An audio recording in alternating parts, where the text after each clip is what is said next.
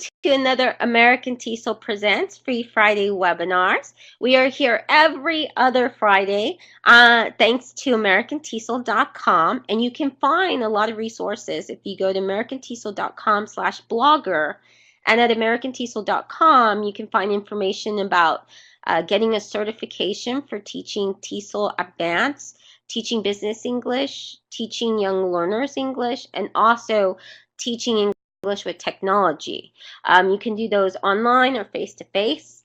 And vocabulary relates to different levels and also multiple subjects. So we're going to talk about that and how to really help your learners not only be able to learn vocabulary and build their vocabulary, but also go from that remembering stage to actually using it and learning how to understand it. You can find the slides and resources at shellyturtle.com/vocabulary as well.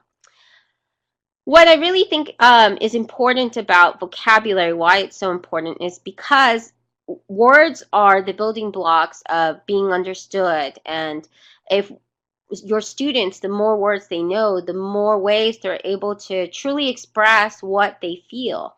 If they have a limited vocabulary, then it's difficult to be able to express what you're truly trying to say in a different language. And so for language learners, that can be especially frustrating because in their own language, they're able to express emotion, they're able to use their hands, they're able to know the vocabulary and be able to really express themselves. But then when they want to do that in another language like English, often they'll sometimes find difficulties because the formatting of sentences or the way they're organized is different.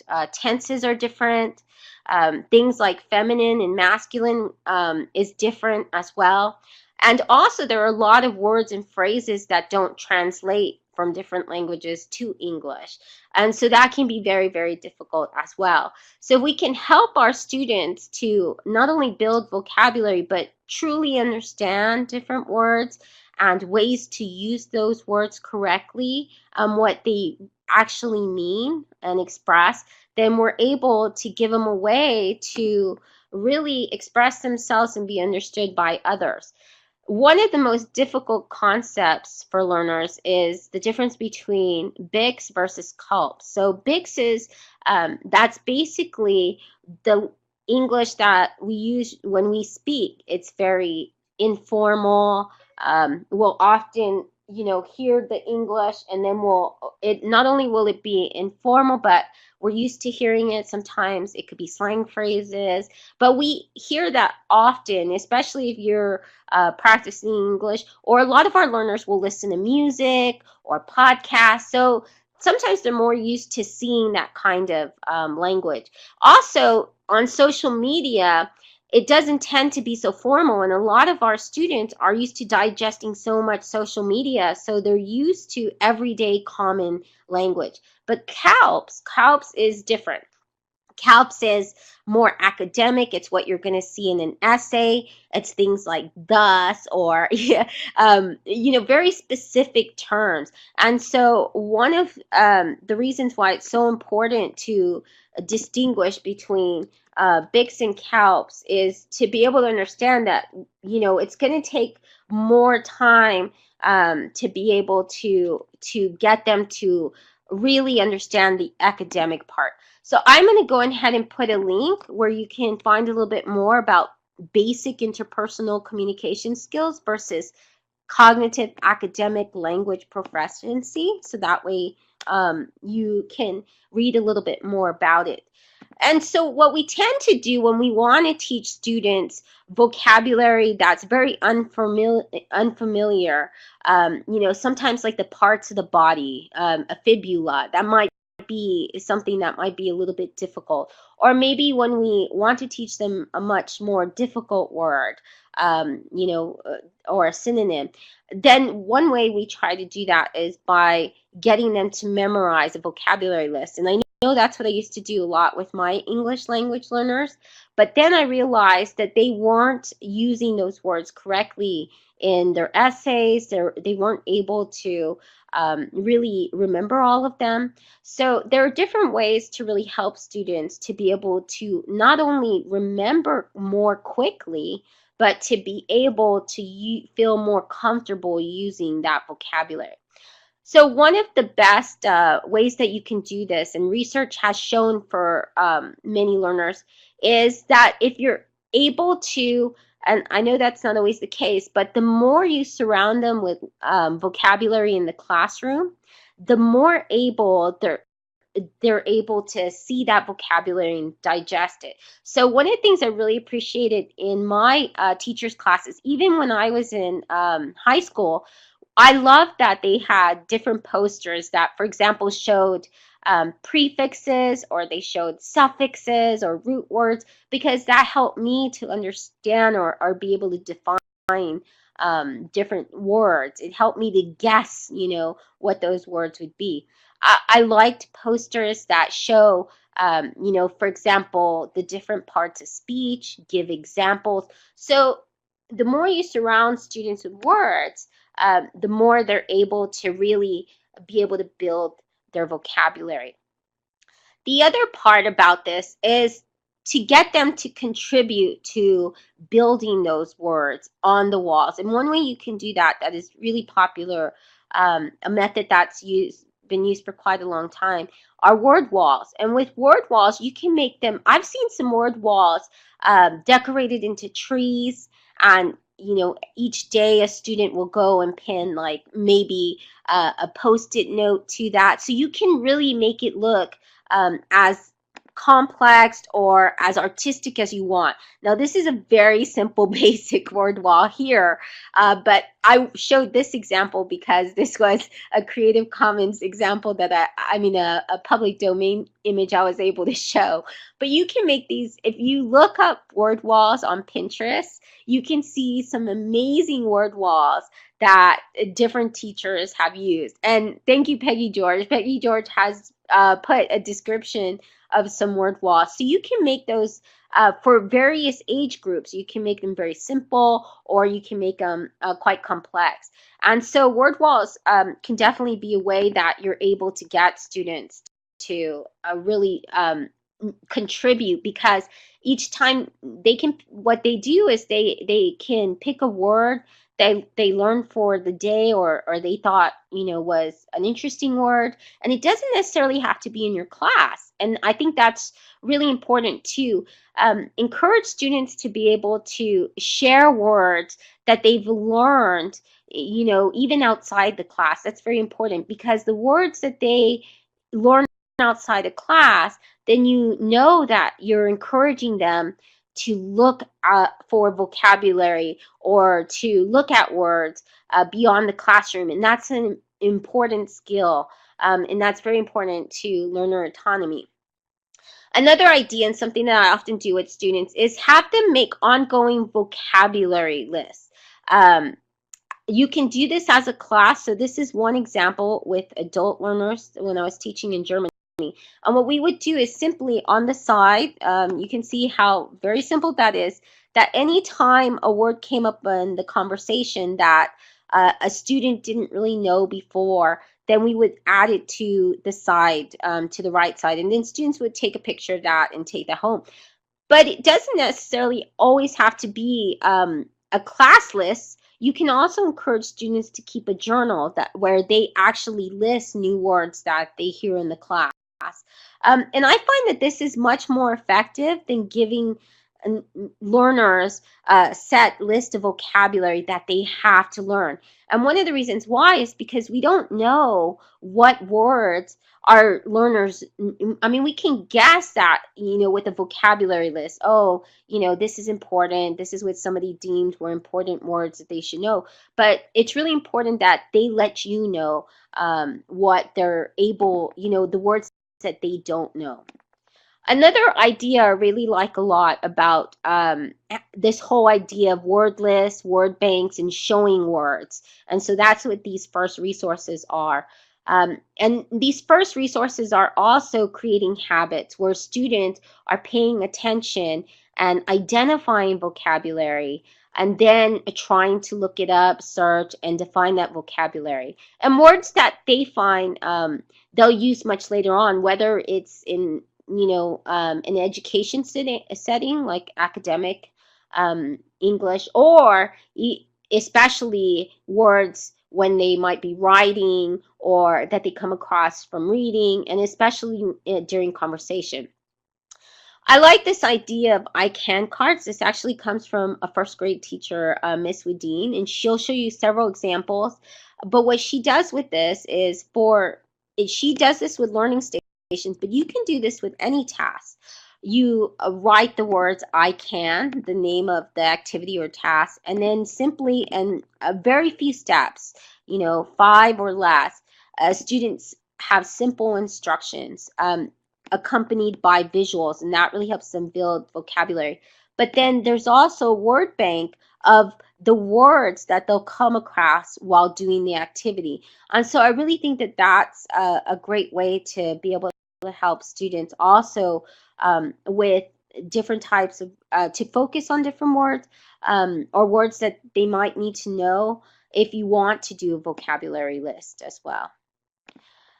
And there are multiple digital dictionaries. There are online dictionaries that help you do or learn in so many ways. So I was doing a lot of investigation of online digital dictionaries.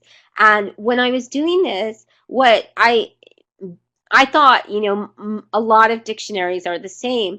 But so I think it's a really good idea to have physical dictionaries in the classroom. So if you teach in a physical class, that's really important too. Picture dictionary, rhyming. And then when students need to look up a word, they can just simply go. I usually put them in the middle of a table, and then students are welcome to just, pick it up at any time during the lesson and look up a word. But now we have students who have digital devices. They're used to looking up words and vocabulary with, a mobile device. And what's really great about that is that they're able to take that with them. And if you get them used to looking up words with specific dictionaries that you point them to, then they'll have those dictionaries. And then when they're outside the classroom, then they can use those dictionaries. And some of these dictionaries are quite incredible. So I've actually put a whole list. You'll find that at shellyturtle.com/vocabulary, this list of dictionaries. But the link is here as well. And I've collected and put them in different categories. So I've put kind of general ones you'd find, for example, the Collins English Dictionary, Cambridge Dictionary,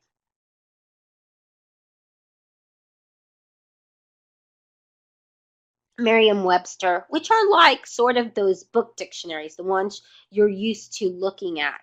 And then I've put some different visual dictionaries and even visual thesaurus, and also even dictionaries for science and math that are picture dictionaries. So there's a variety of different types of dictionaries I've listed there and tried to categorize in some kind of way. I'm going to show you a sample so that way you get to know, you might wonder, well, why would I need to know all of these dictionaries? Because these dictionaries present vocabulary in different way. For example, Vidtionary, which is basically defining words through video. And so you have these short little words, and then they're able to see examples. They're able to through the video, they're able to see it pronounced. And so that can be a dictionary you can introduce that some of your students might really like because they like video. And a lot of these dictionaries not only have definitions and examples, but they also sometimes have activities. Like here, they have quizzes and they have other resources for teachers. This is a free dictionary, and so I think that that's really great as well. You will find some visual thesaurus, and there's actually 5 of them. That in July, I'm actually creating a post on AmericanTESOL.com of these different ones. Visual words is pretty good. It's one of the most attractive interfaces. There are some other, the most popular one I think is also Visual Thesaurus, but that one only gives you a trial for 14 days. Visual Words is free. it doesn't have annoying ads like some of the other ones do. So a lot of these Thesaurus do have, annoying ads, but Visual Words doesn't. So you just put the word. It does give you a dictionary. So you have to hover with your mouse, and then it'll give you the dictionary. The definition of it. The great thing is also, according to the dot, it actually also lets you know through colors if it's a noun, the part of speech it is, verb, adjective, or adverb. And then with the lines, the little branches, you see these branches here, it's letting you know what it represents. So mineral oil is a word for, that's what it means there. But if we look at, so we see a lot of the blue, and that means this is a kind of. So we have oil, and then we know that here mineral oil is a kind of oil. So that's really exciting too. You have ones with the dashes, and we see that's a divi. I can't even pronounce that. But you can see the different types of words and how it does that. So through the color coding, they're able to really decipher or define a lot of about the word. And because it's in a mind map style, that's really, really user-friendly for students as well. This one doesn't have such an attractive interface as some of the other visual dictionaries, and these are just a sample. I'm not going to show you every single dictionary because there's literally like tons of them. And most of them are free. Some of them do want you to add, a subscription or, for doing some other stuff. If maybe they'll have lesson plans and things like that. But all of them do have like a free, and this is another free one. And this is a Minami dictionary. And what I really love about this one is, even though it's a very simple interface, it just has a simple definition. It has an example sentence. But what it does is, at the very bottom, the people that join this are giving you ideas. Mnemonics means memorizing. So they give you ways to use mnemonics, which is the way that you can memorize things, to be able to memorize that word. And so, for example, a lot of us, for the directions, never eat sour watermelon. So when you have an abbreviation and then you come up with like a rhyme, that's a mnemonic device. It helps you remember. I did a lot of study of mnemonics, and one of the things that they would have us do is, like, for each letter you would, for a T, you would remember, like Peggy George says, if you're trying to remember names, a long list of names, then a T, you would think of a tree, or something that sounds similar. So there's different ways, and so that's what I really like about this, is that a lot of people will give you different ways to memorize that word. And they even get to vote like what they think is the best way to memorize that word. So that's what I really, really like as well. That's a really good question. So Susanna asks, is it only in English? I'm not sure if this one is, but I found that most of these online dictionaries, and you find the link at shelleyterrell.com/vocabulary, and Peggy George also added directly to the Pearl Tree link. But I found a lot of them were multiple languages. They actually had, Spanish, French, multiple ways, at least 4 or 5 different languages. So you would have to look to see what kind of languages. But a lot of these dictionaries actually had in other languages. So earlier I talked about getting students to create their own vocabulary list. And one way they can do that is through a visual dictionary. Sometimes it's called, and there's different words for this type of project. And it's an ongoing project that you do throughout the year. You can either do it with a physical notebook, where students have a small notebook and they're able to create a word journal. It's either called a word journal, a vocabulary journal, a visual dictionary, a picture dictionary. There's different words for it. And what they do, you can set it up different ways, but students basically write a word that they learn. You can tell them how many words for the week that you want them to put in there. You can give them different parameters. You can tell them, okay, one of the words has to be a noun, one has to be a verb. You can do that. It's up to you what you want. I tend to just let my students choose 10 words, and then that's, as long as they visualize 10 words. And what they do is you can ask them to visualize in different ways. So with my students, they can create comics, they can do a drawing, they can have a picture that they found on the, as long as it's public domain or anything. And so there's ways to do this also as a digital dictionary. And so I've put some links. The best forms that I've seen, or the easiest way that I've seen to do this, is on a Google Docs, or if you use Google Slides. And so there's actually a template that you can copy. Teachers have, made this available for free, and you can edit this the way you want. This teacher has given you everything. They have subject verb agreement, they have little charts for their students, and then their students actually add the words in these different charts. Mine was very simple, and I'll show you another simple one. You can also do this with Buncee. So Buncee has a free template as well. That's all within shellyturtle.com/vocabulary. You'll find the links to this. But this one is much more, this is very simple. This is usually the way I have my students do it.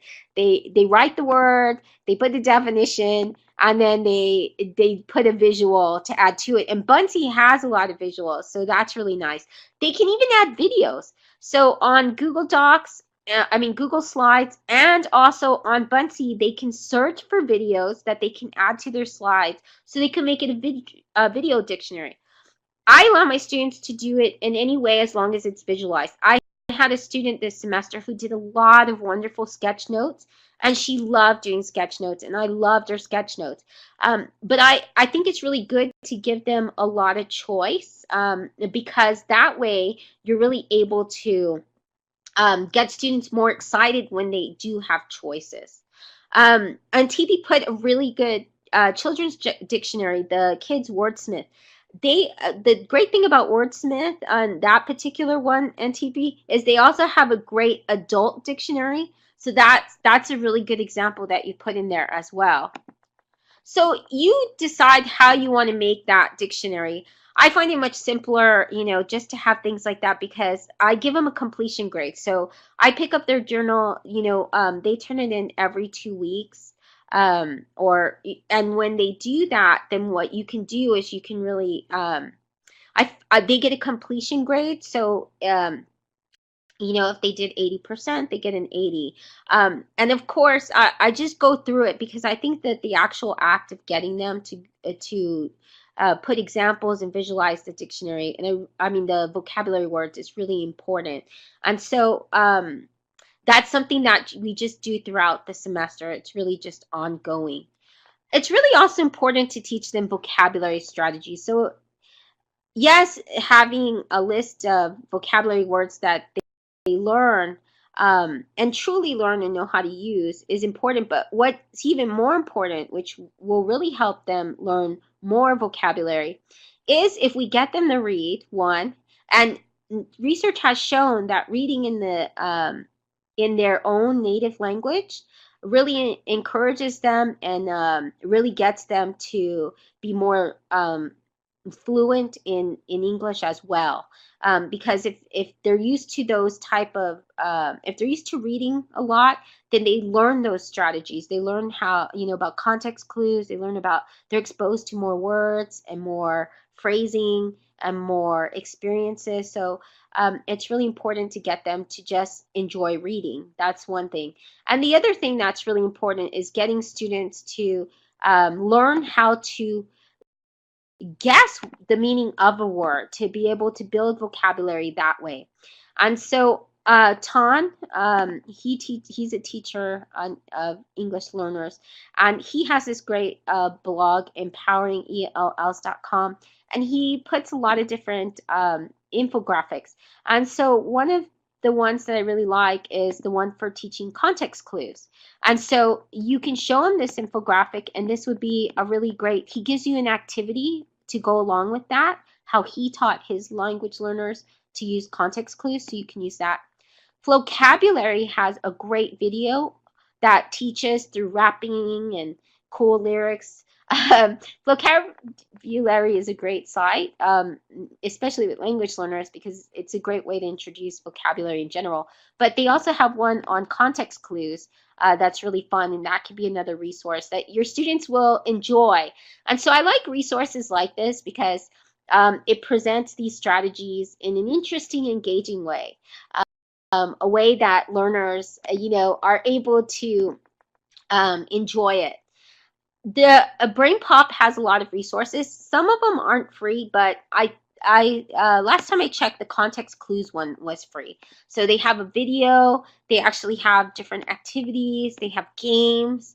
They have making a map quizzes. I think the quiz isn't a free access thing, but the video and the way they explain it, and that could be for younger learners. Or adolescents. So if you're teaching like 10, 11, 12, they would enjoy it. High school you could use it with too, but they probably would like the vocabulary better, or an infographic, Ton's infographic. There are a lot of really wonderful ESL or our English learner games out there for vocabulary building and even grammar. And these are really fun. They have them and these are class games. These I'll show you some online games in a little bit, but class games are really, really helpful as well. There's actually thousands of them, and teachers share a whole bunch online. So I'm going to show you 2 websites that have, an incredible list of all of these. But this is a really fun way for learners of all ages. Even adults like to play different types of games, and they have them listed there. And those are really great for having a fun way to build vocabulary. So there's actually 3 sites. There's easyeslgames.com, and under there, if you click on ESL games, you'll go to favorite classroom games, and then they show you. What I like about this one is it actually shows you the different pictures, and it puts it in a more friendly way. The other one is just like the other 2 sites I'm going to show you are just databases. They just list the games, but each of them does give a description. For adult learners, Pictionary is really great. That's where you basically have a team. You get vocabulary deck that you want them to learn, or even they can contribute. And then they see that and they draw it, and their team tries to guess. So that's basically what the Pictionary is. And a lot of the games that they use are games that are popular board games, a version of that, but that you can do in the classroom as well. And so they use letter swap. That would be for young learners, and so they have for various ages as well. So the iteslj.org has tons of games. They actually have 132 games that they list. There's 7 pages of these games, anywhere from bingo to battleship, and a lot of these are, there are multiple age groups as well. These are really great to learn and know, because if your students get bored, or they just get antsy, or they're just not understanding some type of vocabulary, then you can always play a lot of these different games. Sometimes they don't take that much preparation, or if you have just a deck of cards, flashcards. I often use my flashcards to be able to play some of these games as well. And so it's always great, because it's a great way to be able to change up the lesson if you need to. For online games, and there's tons of those, abcia.com is really good for for very young learners, even 6 years old, all the way to even like 12 years old. They'll enjoy. They have crossword puzzle makers. They have tons and tons of games. They have where they can also do a word search. They have where they can create a word search. They can create a crossword, that they can create their own word cloud. So they have so many different generators. It's not only playing games, but it has a lot of generators. If you wanted to make a crossword of the words that you learn, then you could even use this, and you can print it out. So that's really great. You can learn vocabulary at flashcards, and this is me actually teaching in Germany with the flashcards there. So, a lot of these can be very, very simple, but of course there's online tools as well. A lot of learners, high school, even adults, if you teach college, they'll really enjoy Quizlet. Quizlet gives them it has where they can hear, they can see, they can take word lists from somebody else. You can take word lists from somebody else, which is a great feature because it saves you so much time. So if you're, for example, let's say you're doing a unit where they're gonna create their own menu and you want vocabulary related to restaurants and what they would see in a menu, then I could actually look that up, restaurant or menu or food, and I can find somebody else's list and I can use that list because they'll let me, it gives the option to edit, and then I can just build off of that. And they already have pictures or links. They can play games with it. So that's one of the really great things about Quizlet. It's for multiple devices, and they've been adding different features. Now they have a presentation feature, and this is multiple languages as well. So you can find this in many different languages. If you're a teacher who's really into technology and you want to try something that's more technically advanced, you can use augmented reality flashcards.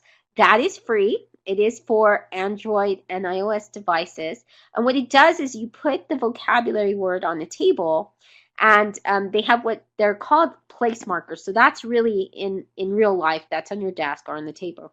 And then the vocabulary word comes to life through augmented reality through the phone. So that's something that's really fun and something that you can try. The kids will really love.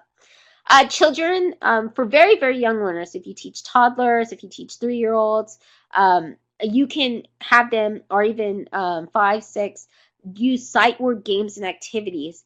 And the best place to find that is on Pinterest. If you do a search on Pinterest, then you'll find tons of sight word activities. One of them is from this blog, and I find these from mommy bloggers. So these aren't necessarily educators. These are mommy bloggers that share so many resources. And so I find a lot of really great, very young learner activities through mommy bloggers. The Measured Mom has 10 simple ones that she uses. You can see one where it's a fly swapper. She has this other one here. Sometimes they have webs where they walk through, so that can be really interesting as well. Total physical response, that's language body conversation. Dr. James Asher came up with this.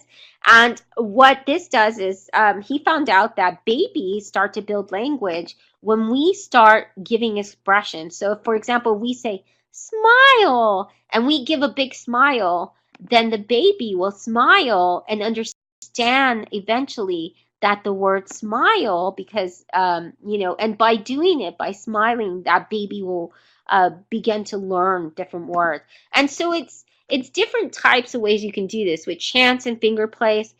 The most popular probably TPR song that you may be familiar with is Head, Shoulders, Knees, and Toes. And so that's one of the most popular. When you touch your head, that's head. So that's total physical response. You're doing a physical act to be able to remember that word. A Sailor Went to Sea tells you the difference between sea, S-E-A, and sea, S-E-E. So you get to distinguish between those two words, which can be difficult for those learning English. So there's a lot of different ones. I have a whole list of those as well. And then finally, some last websites and resources where you'll find tons of activities. Boggles World, ESL.com, they have a lot of flashcards you can print out for free. They have different workbooks. They have board game templates where you can learn. I love the board game templates. I've used that many times with my language learners. For older learners, Rewordify.com. It really helps with CALPs. What it does is you can take any text, you just copy and paste it. You don't even have to join Rewordify. You just go to Rewordify.com, paste the very difficult level of a text, and then it makes it simplified. But if you do sign up for free, then you're able to create 27 different vocabulary activities. Your students can sign up, and when they sign up, they get access to classical texts. There's a lot of text that you can use there for free, but they also get to keep track of the vocabulary words that they are learning. It actually keeps track of it. So this can be really great, and it's free. So that it gives them stats, how they're doing, and a lot of other different options. Vocab Grabber. So that's part of Visual Thesaurus. Visual Thesaurus will only it gives you a trial of 14 days. But Vocab Grabber, you can use for free this tool. And so what this does is you can take any text from a document, you copy and you paste it in the box, and then it's going to give you a vocabulary list. So if you have an article and you want to create you know, an interesting vocabulary list with that, then this is a great way to do it instead of just having to come up with it on your own. You can try it and it'll do it within seconds. So it can save you some time when you're creating a lesson. Starfall.com, one of the best sites there is for building vocabulary for very young learners. If you're teaching 3-year-olds, 4-year-olds, 5-year-olds, 6-year-olds, even up to like 7, you'll find that. And then you can use Big Huge Labs. Big Huge Labs lets students take any type of picture that they've take, and then they can do different activities where they can add the vocabulary words as well. They can use a lot of new vocabulary that they've seen. You can find, now you might want to say, okay, I love visualizing vocabulary, but what are some safe websites where my students can, you know, for example, find images for their vocabulary journals? Well, these are ones that are free to use, created for teachers. ELT Pics, which is on Flickr. They also have, and this hasn't been updated since 2014, but if you look through the archives, you find several lessons that have where you use images with vocabulary.